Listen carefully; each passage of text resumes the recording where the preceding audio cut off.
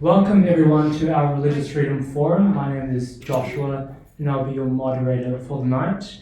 And now you all probably know why we're here. We're here against the long march, we're here for the long march against institutions and to fight for our religious freedoms. So today, in collaboration with the Maquarie Liberal Club, we have 3 great speakers here. Each will be speaking on a different aspect of religious freedom to help us understand the issue more. So the way tonight will go, each speaker will have 15 minutes. First we'll have Riccardo Bosi, who will talk on the cultural importance of religious freedom. Then we will have Dr. Con, who's been spearheading a Christian alliance with different faiths for the religious freedom push at the federal level. And then we'll hear from Mark about his religious freedom bill being pushed at the state level. And after that, we'll have a Q&A. So if any of you have questions about this subject, that will be the time to raise your hands and ask.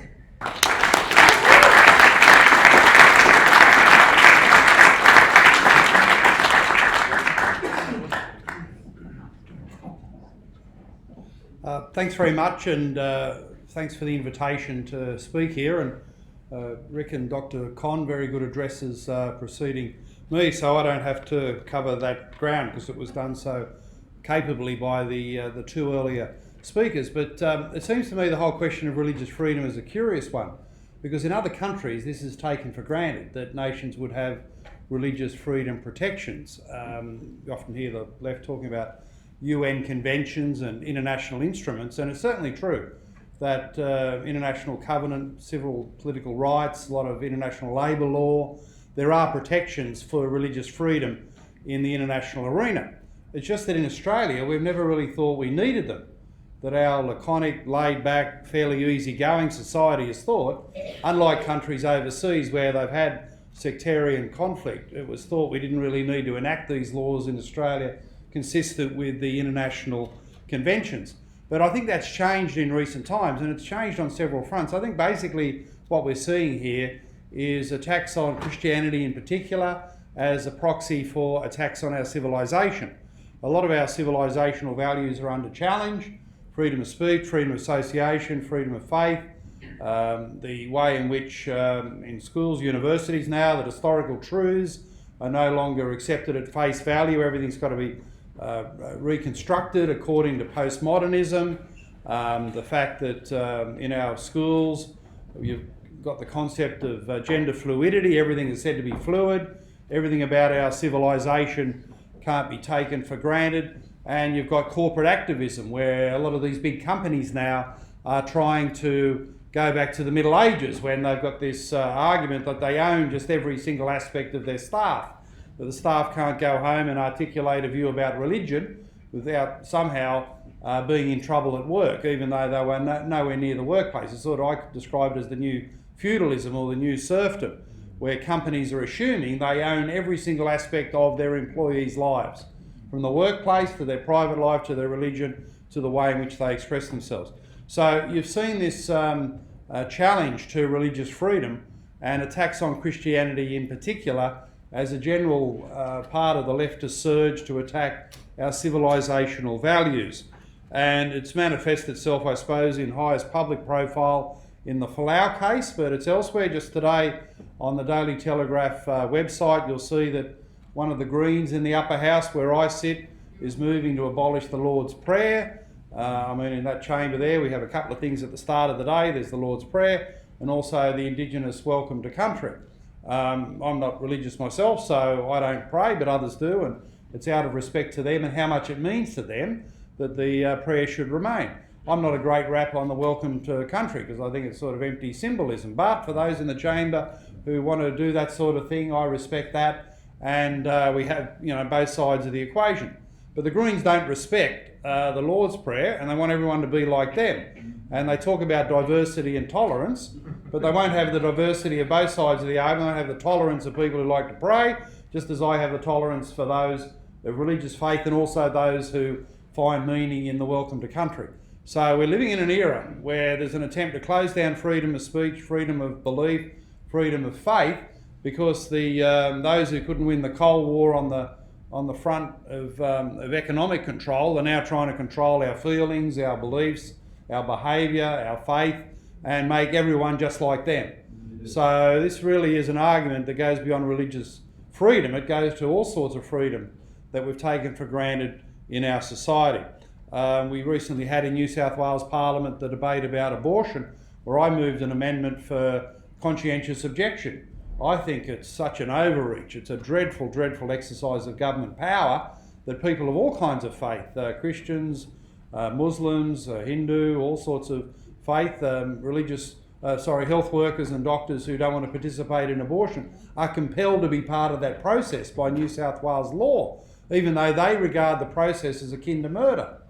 Now, I don't see it that way, but for those who do, it's a terrible, terrible exercise of heavy-handed government power to compel someone in the health sector to participate in a process they regard as akin to murder, and they go home at night and think, I did my job today, but under government coercion, I had to do something that I regard as one of the worst things possible in our society. That is a disregard for religious freedom and an overreach of government, the like of which we've rarely seen in this country, and you can be guaranteed the same thing will be happening with any euthanasia laws they try to move through the Parliament.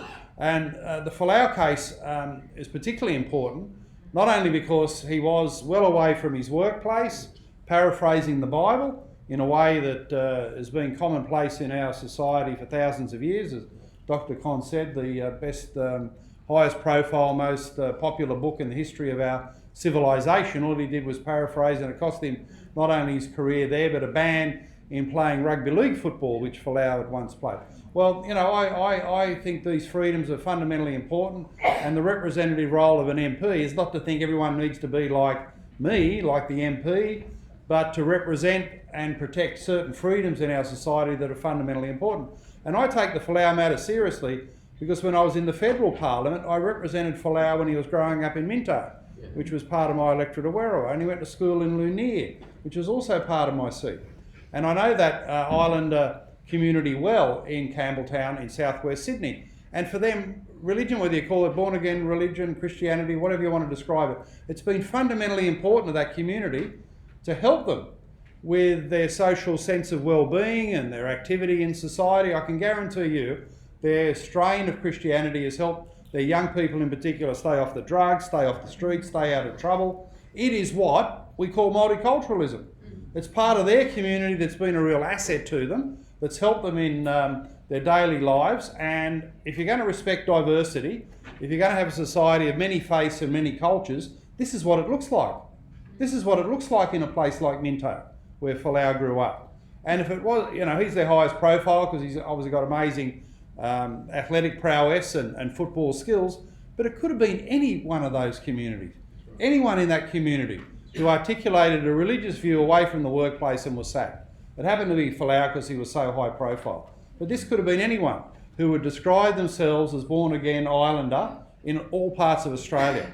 And when you've got that level of oppression, and from the left point of view, the level of hypocrisy, because they're the ones who lecture about tolerance of multiculturalism, this is what it looks like. This is what it is. And you can't rub people out for something they otherwise say they support. So there's a dreadful hypocrisy underpinning the position of those who support Qantas, who effectively withdrew their sponsorship from Rugby Australia and did in Folau. So this is the framework in which these protections are needed. Con raised a very good point about how do you reconcile competing rights and protections in our society. And there is an obvious conflict between religious freedom, fully expressed, and the rights of, say, the gay community to access certain services. There's a high-profile case that played out in Victoria, the Corbo case, where essentially a Christian youth camp didn't want a same-sex attracted group to hold an AIDS-related AIDS topic seminar at the facility. And it went to the Victorian courts, and on a split decision, it was ruled in favour of the gay community and against the Christian youth camp, that there was a form of discrimination in saying they couldn't be part of the accommodation facilities there. So how do you resolve that? I think mention of the Ruddock Review is relevant, because it was leaked out and it became another debate about gay rights instead of a debate about religious freedom. But I would urge anyone here interested in this issue and wanting to find out more to actually read the report of the Ruddock Review, because it's actually quite a high quality piece of work. And it's a dreadful shame that this one section of it was leaked out to turn it into a debate that wasn't representative of the report. But there's a couple of important recommendations in the Ruddock Review. One of them is that New South Wales and South Australia, unlike other parts of the country, should enact religious discrimination laws. They should extend their anti-discrimination laws to cover religious belief. That applies in all parts of the Commonwealth other than New South Wales and South Australia. But the other good thing that Ruddock did, he drew attention to a thing called the Syracuse Principles. Because under the religious freedoms of the International Covenant on Civil and Political Rights, parts of which Australia has ratified, the Syracuse Principles were developed in the mid-80s to say that where there's a clash of rights, certain principles to reconcile them should be applied. And I think they're really, really important principles. One is that the onus is on those wanting to extinguish religious freedom to make their case. You can't just sort of waltz into these debates and extinguish religious freedom and rub it out without good cause. The onus is on those wanting to get rid of the religious freedom to make their case. So I think that's an important principle to reconcile these competing rights, the clash between pure religious liberty and the rights of the gay community to access services in our society in a regular way, the way that we'd all take for granted.